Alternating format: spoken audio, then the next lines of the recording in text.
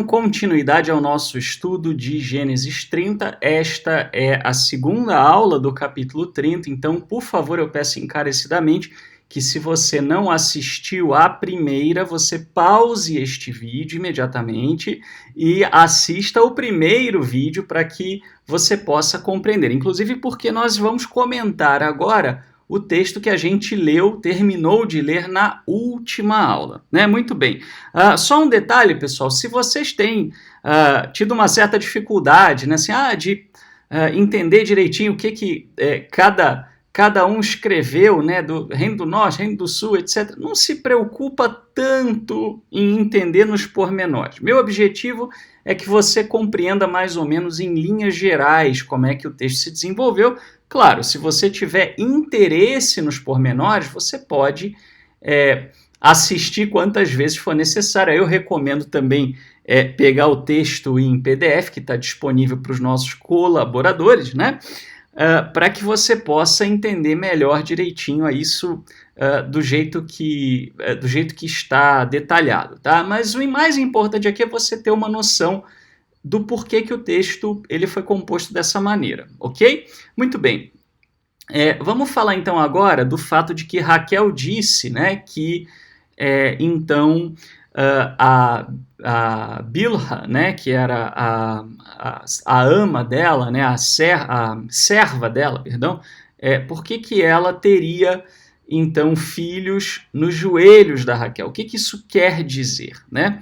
As palavras que através dela eu possa ter filhos são outras relacionadas à história de Agar, né? Isso, comentário da Jewish Study Bible.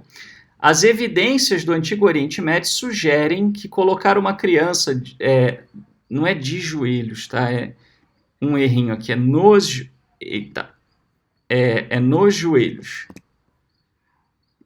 Tá? Representa um reconhecimento dessa criança como se fosse sua. Tá? Então, na cultura do Antigo Oriente Médio, uma criança recém-nascida você pegava e colocava nos seus joelhos, isso significava, né, não sabemos o quão literal é isso, ou se é apenas uma força de expressão, mas era você reconhecer como sua. Tá? E isso era algo comum. Por quê? Vocês vão ver na própria narrativa de Labão e de Jacó, o Labão ele vai tentar dar uma dessas, tá? Mas era muito comum no Antigo Oriente Médio você pensar o seguinte, que se alguém era servo do outro, servo no sentido até praticamente escravocrata mesmo, né? Assim, não era uma pessoa livre, era uma pessoa que vivia e era sustentada pelo outro, etc. Lógico, né? Não era igual à escravidão no Brasil, né, no Brasil colônia, tal, mas também não era exatamente um assalariado livre. Tá? Então, o servo, tudo aquilo que ele obtivesse ou produzisse no tempo em que ele estivesse com o seu senhor, pertenceria ao seu senhor. Né? Então, assim, como a serva era da Raquel, né, era do pai dela, e o pai dela dá ela para Raquel, né, então a serva era da Raquel, então, na teoria, filhos produzidos pela serva seriam da Raquel. Né, e isso estava como base para a prática exatamente de você ter o filho... vamos dizer, né, a serva como uma espécie de mãe de aluguel, de barriga de aluguel para o filho para o filho, né, daquela mulher com o marido dela. Tá? Então, neste caso, óbvio, né, a gente já ouviu falar de barriga de aluguel com inseminação artificial, né, mas não tínhamos tanta tecnologia no Antigo Oriente Médio. Então, como é que era a prática? O marido se deitava, né, com a serva como se ela fosse esposa, né, por isso dar por esposa, né, e aí a serva engravidava e a filha era considerada como sendo de propriedade da mulher, né, se a serva era da mulher. Obviamente, né, que se a mulher era propriedade do marido, então, por analogia, o filho era do marido, né, pertencia ao marido através do seu pertencimento à sua esposa. Então, de certa maneira, aquele filho era como se fosse filho do casal. né? Ah, Felipe, que coisa mais horrível. Concordo, tem um monte de coisa que na nossa cultura a gente consideraria horrível no Oriente Médio, mas nós estamos falando de... né, esse texto é do século VIII, né? Século VIII antes da Era Comum, século VII antes da Era Comum, né? Nós estamos falando de um texto de quase 3.000 anos atrás. É óbvio que vai ter coisa que você vai achar abominável. A humanidade evoluiu, né?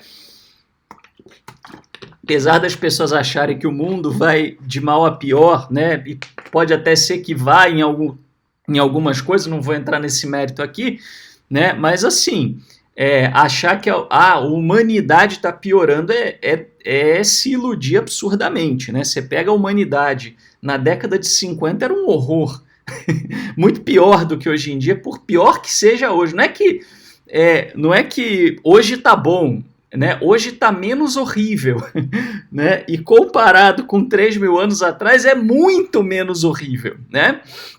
Mas isso era da cultura da época. Para aquela época era uma coisa corriqueira, era uma coisa normal. A própria serva não ia se sentir mal por isso, muito pelo contrário. Para a serva era uma coisa até honrosa de acontecer, porque ela acabava contribuindo, né, para o herdeiro do casal e era a única maneira, vamos dizer, dela ter uma utilidade um pouco maior na vida dela, tá? De todo jeito também não é uma história literal, mas acontecia, né, literalmente isso, tá? Então o comentário da, né, IVP Bible Background Commentary, assim como Sara deu a Abraão sua criada Hagar como esposa de aluguel, né, a gente já falou disso no 16 de 1 a 4, também as esposas de Jacó lhe deram suas criadas. O objetivo é que uma esposa estéril ou não amada tenha filhos por meio dessa barriga de aluguel legal. Legal aqui no sentido jurídico do termo.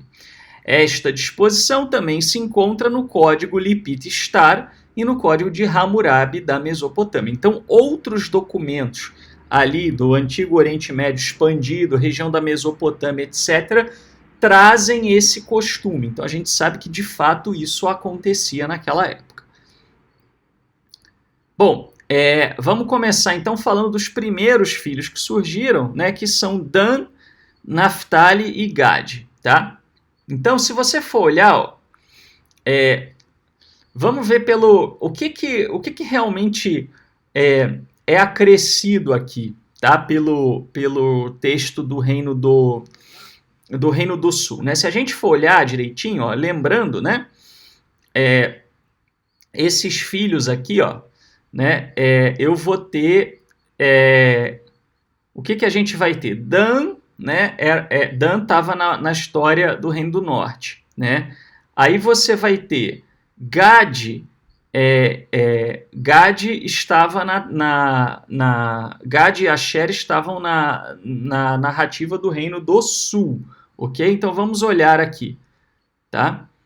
E Naphtali? Cadê o Naphtali? Eu pulei o Naphtali. Ah, sim, né? Dan e Naphtali estão na história original do Reino do Norte.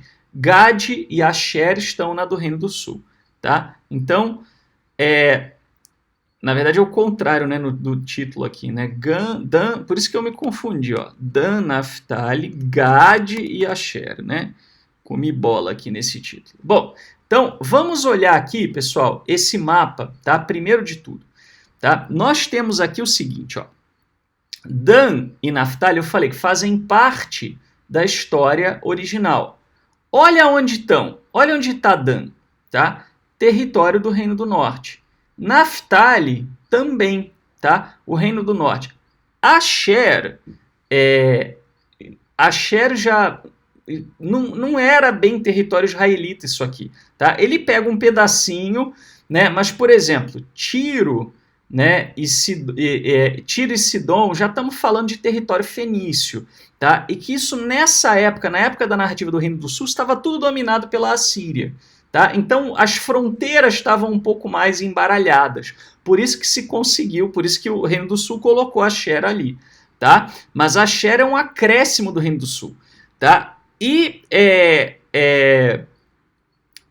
Gad, se você for reparar bem, tá? Gad era território do Reino do Norte, tá? Mas provavelmente ali originalmente era território considerado de Ruben, tá? Pela narrativa original, provavelmente esse território era de Rúben. Ou Gad era um descendente de Rúben, né? Ou não havia Gad, eu não sei, né? Mas ali esse território claramente era um território de Rúben, tá? Pela narrativa original. E aí aqui isso é dividido, tá? Então repara como você entendendo a história, você percebe nitidamente como é que foram as acomodações do Reino do Sul, né? E no momento em que elas foram feitas, tá? Então Dan está relacionado com o verbo din, que é dar juízo.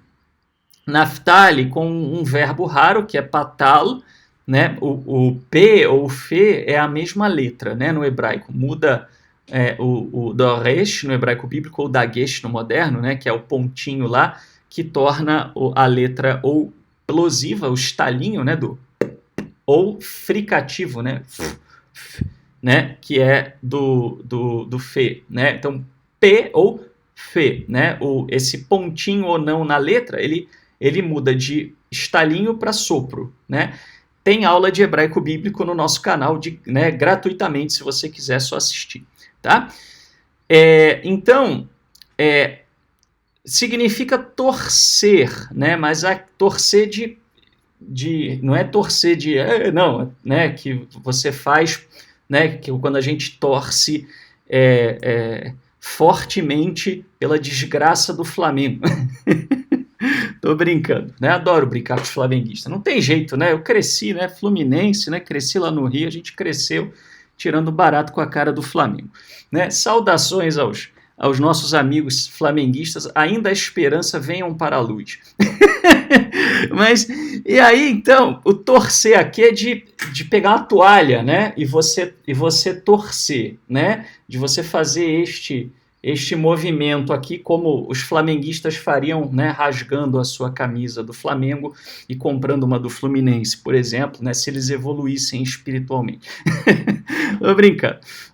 Aqui está interpretado como lutar, a luta, né, de Raquel com Lia. Não é uma luta literal, obviamente, né? Bom, a história não é literal, mas eu digo, essa passagem aqui ela não está querendo dizer que ela caiu de pau na Lia, mas que ela venceu essa corrida pelos filhos, né? Gad era o nome de um deus da boa sorte, né? Um deus cananeu. Isso não é muito bonito, né? Então ele ganhou uma outra etimologia aqui, né? Porque é muito comum do texto bíblico, obviamente, eliminar elementos que fossem tidos como elementos da cultura politeísta, tá? Mas provavelmente se havia gaditas ali, né? Eles provavelmente eles tinham por divindade essa divindade da sorte, né? Que provavelmente dava nome ali àquela região, tá? Muito bem. Asher no 30:13, né, que é o qual, literalmente no hebraico Asher é o qual, né, e é interessante porque ele está associado com pronunciar feliz, né, seria como se ela estivesse dizendo aquela, né, a qual é feliz, né, aquela que é feliz, né, então aqui está associado com emissor, com anunciar, né, proclamar felicidade, né. E sacar em conexão, né, com sacar, né, que é contratar, pagar, né, então ele apaga, né, ele por isso que ele é o salário, né, então tem a ver com isso daí. Então esse é o comentário da The Oxford Bible Commentary, muito bem, vamos dar sequência aqui, a mandrágora agora, olha a bichinha aqui, eu peguei 2 fotos dela, tá, né? Ah, Felipe, é igual no Harry Potter? É igual no Harry Potter, só que não tem, né, a mandrágora, óbvio, né, não é um bicho vivo, né, como era no Harry Potter. Aliás, foi, né, eu queria expressar aqui, né, a minha ira profunda, que eu fui catar foto da mandrágora no Google, eu perdi quase meia hora da minha vida achando foto da mandrágora, porque tudo vinha as mandrágoras do Harry Potter. Coisa! Né? Então, mas está aqui, ó. Eu achei aqui, então ela tem essa folha, né, bem esverdeada aí, né? Parece parece uma, sei lá, uma rúcula ou qualquer um agrião, né? E ela tem essa flor que parece aí uma violeta, né? Uma flor meio arroxeada, tá? Mas o barato dela é que para baixo ela é um tubérculo, né? Então essa raiz aí ela tem ela parece aí com a batata, né? A família da batata, batata doce, né? Cenoura, essas coisas. Bom, então a mandrágora, uma planta com flores arroxeadas e raízes ramificadas, tinha propriedades afrodisíacas, conforme você vê em Cântico dos Cânticos 7,14. A amargura da trágica posição de Lia como a esposa que Jacó nunca desejou e nunca amou é especialmente comovente no 15:16. Ela tem que negociar com a irmã para contratar o marido apenas para dormir com ela. Tá? Então, comentário da Jewish Study Bible. Né? E aqui, pessoal, isso, como eu falei, reflete uma posição muito inferior da Lia, né? Com relação a Raquel. Né? Pode até ser, né? Eu diria que é bem provável, né, pessoal, que as narrativas do Reino do Norte mais antigas, elas também são uma releitura da tradição ancestral. Né? Talvez na tradição ancestral você tinha, né, que elas eram parentes, aquela coisa, porque era todo mundo parente ali naquela região. Né? Né, as nações eram micronações, né? Eram menores do que muito bairro, né, em cidade grande hoje em dia. Então, muito provavelmente, desce daí, mas que coisa, Simon, desce. É o gato, desculpe. Então, assim, pessoal, é provável que essa coisa de rebaixar a Lia já fosse coisa também, já fosse uma adaptação do Reino do Norte, né? Assim, à medida em que a geopolítica evoluía naquela região, os contos ancestrais eram atualizados para refletir a nova realidade geopolítica. Tá? Então não foi só o Reino do Sul que acomodou coisas, né? Muito provavelmente o Reino do Norte já o tinha feito antes. Então eles apresentam a Lia assim, lá embaixo, né? Só que o Reino do Sul pega a Lia e joga mais para cima, né? Eleva a Lia. Mandrágora officinarum, né? O nome é o nome biológico, né? O nome científico dessa raiz. É uma raiz perene sem haste da família da batata, encontrada no solo, em solo pedregoso. Ela se assemelha à figura humana, né? Ela é parecida com o ser humano. É por isso que o Harry Potter fez aquela, né? A autora do Harry Potter fez aquela brincadeira lá com as mandrágoras, né? Eu acredito que foi ela, né? Eu não li os livros, mas deve ter sido ela, né? Mas fez essa brincadeira justamente porque esses tubérculos já têm meio um jeitão né, parecido com o ser humano, tá? E possui propriedades narcóticas e purgativas, que explicam seu uso medicinal. Sua forma e fragrância pungente podem ser a origem de seu uso em ritos de fertilidade e como afrodisíaco, né? Vide Cantares 7, 13 e 14, ou Cântico dos Cânticos, é o mesmo livro, né? Então, como ela é possível que ela tenha formato de gente, né? Eles usavam muito no politeísmo a coisa da magia empática, né? Magia empática era você tentar fazer magia através de coisas semelhantes, né? Pegando coisa semelhante e usando para você tentar causar algum efeito, né? Você vai ver um exemplo de magia empática com Jacó, mais para frente neste mesmo capítulo. Então a mandrágora pode ser que tivesse alguma coisa a ver com isso nos ritos de fertilidade. Mas além disso, né, ela também tem uma fragrância forte, então era usada provavelmente, né, em óleos aromáticos, etc. Né, e aí também narcótica, e aí pronto, né, virou uma planta associada à fertilidade. Com folhas verdes escuras e enrugadas. Dá para ver na foto, né? Das quais brota uma flor violeta em forma de sino.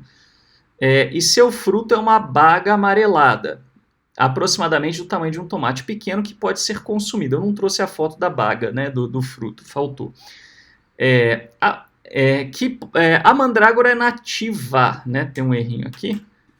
Nativa da região do Mediterrâneo, mas não é comum na Mesopotâmia. Então, muito provavelmente, né, isso explica o porquê que ela era rara, né? Por que a Raquel ficou oriçada, né, com a mandrágora? Quer dizer, era um negócio raro. Se ela não é comum na Mesopotâmia, né, então realmente explicaria isso daí. Tá? Então esse é o comentário da IVP Bible Background Commentary. E aí acontece um negócio muito engraçado, né, pessoal? Veja,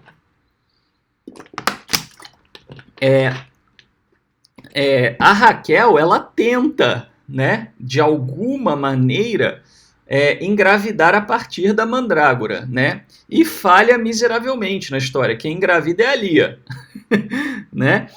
Então, ao ponto que nem é falado o que ela fez com a mandrágora, né? Assim, fala-se só que o preço que ela pagou foi que a Lia se deitaria com Jacó e aí a Lia engravida, né? E a Raquel, ela só vai engravidar depois da Lia engravidar 2 vezes, quer dizer, né? A mandrágora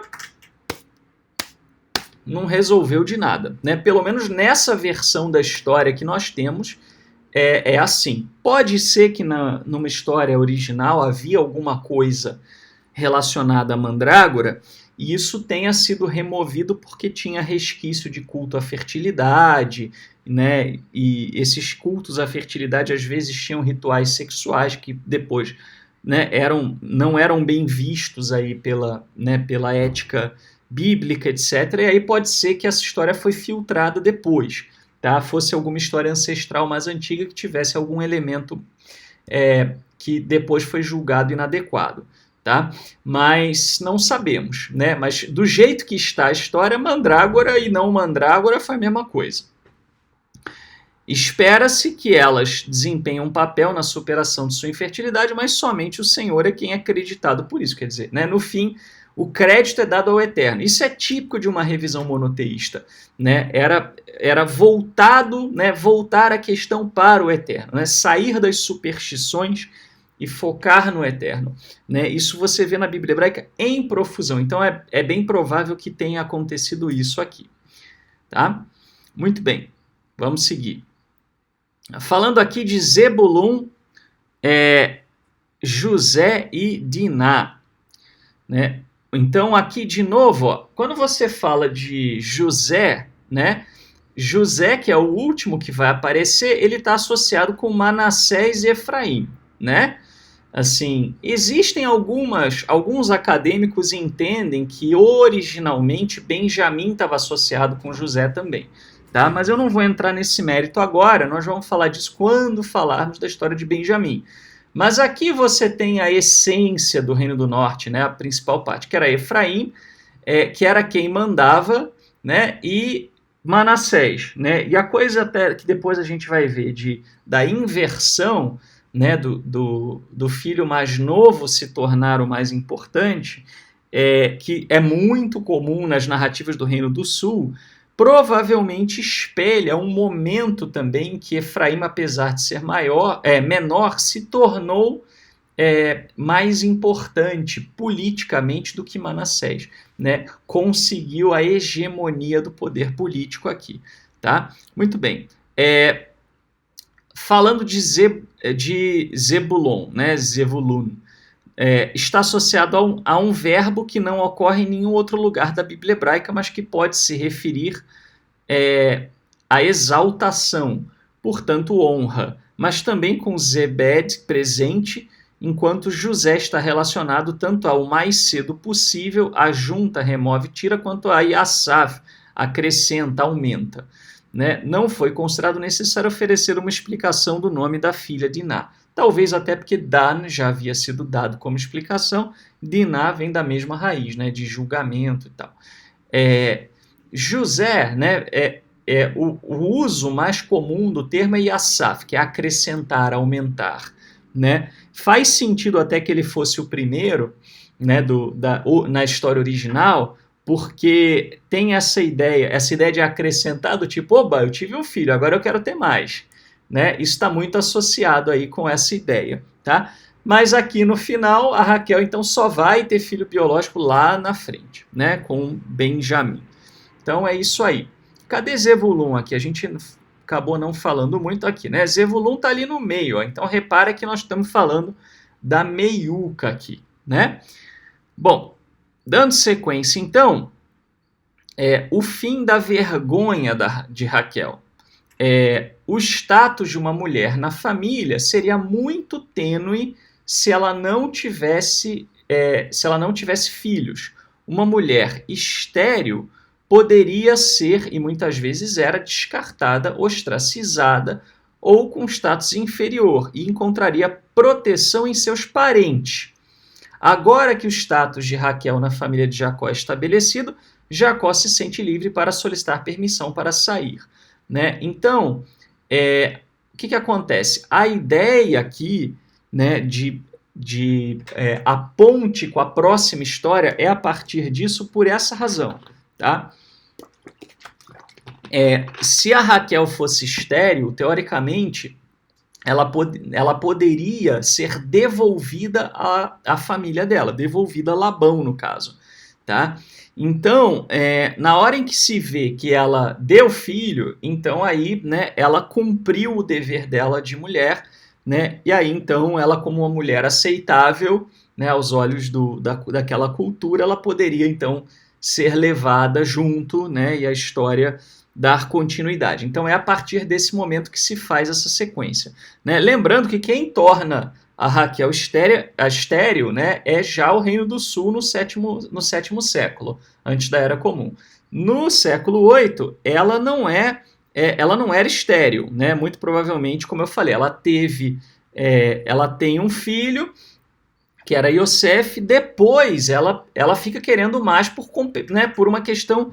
Ela não chega a ter uma rivalidade, né, com a Lia nesse sentido, mas assim, por uma questão da rivalidade, talvez, aí do Reino Norte, do Norte e do Sul, e ela querendo, né, ter uma, né, vamos dizer assim, ser a mulher mais importante, né, o que é absolutamente compreensível dentro do que seria o relato de uma mulher naquela cultura.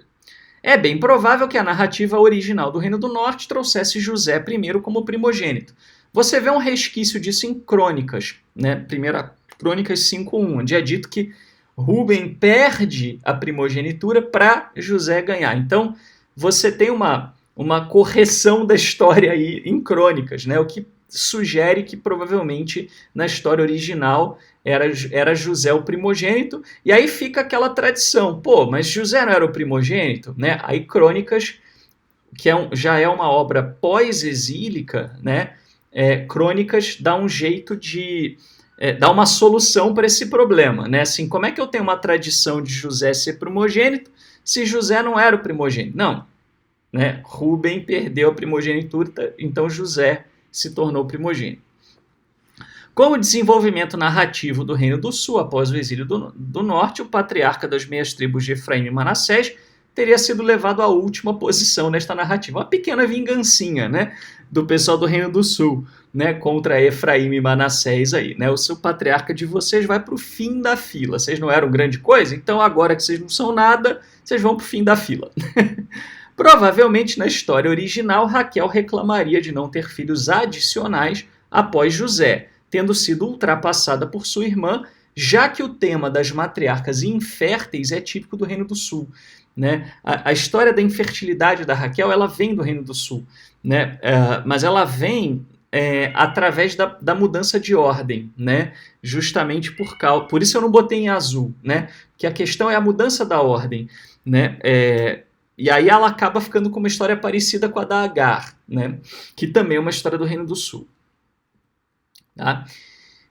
Bom, pessoal, então nós vamos parar aqui, né? Porque agora já entraria o próximo texto, né? E já estamos nos aproximando aí dos 30 minutos. Então, esta foi a segunda aula, né, do capítulo de número 30, tá? Nós iremos ainda para uma terceira aula, e eu peço que vocês, então, não vão embora, mas deem continuidade aqui ao próximo vídeo. Então, até já, se o Eterno assim nos permitir.